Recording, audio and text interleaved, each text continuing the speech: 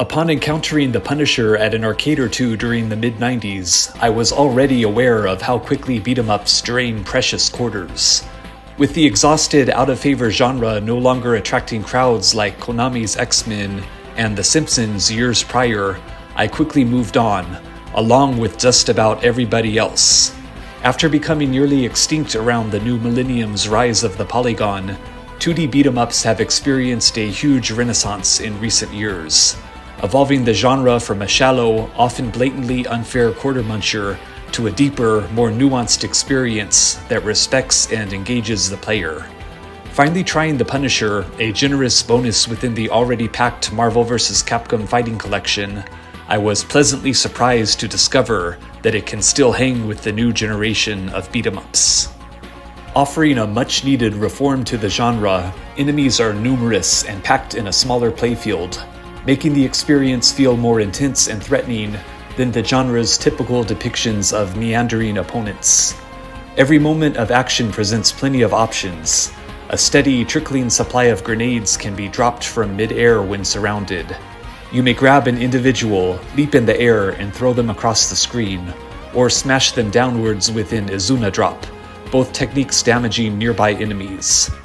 Rolls allow for evasive 8-way movement, which can be cancelled into an attack, handy for escaping an encirclement, or keeping pressure on a boss hiding behind his underlings. Draining some life, the Final Fight-style desperation attacks are the easiest to execute while panicked.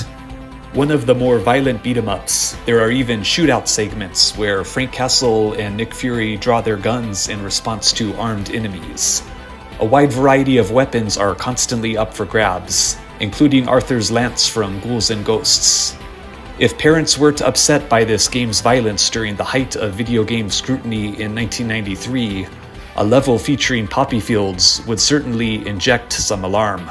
Running on an upgraded CPS board, the technically impressive visuals are muted by uninspired industrial settings and wilderness. Bosses are fairly unimpressive, except for the massive Kingpin himself.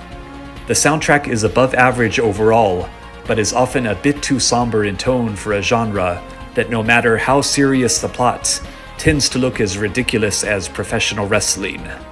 The main standouts include the unusual instrumentation of Crime Hunter and heavy atmosphere of Seaside Trap.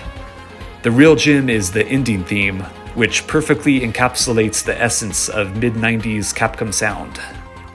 On a superficial level, the Punisher lacks the charismatic enemies, visually pleasing stages, and energizing soundtracks of more well-known 90s beat-em-ups.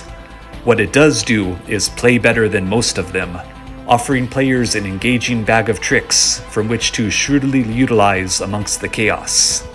No longer confined to a subpar Genesis port or fleeting memories of 90s arcades, all you have to worry about is which weapon you're choosing next, not if your next quarter is your last.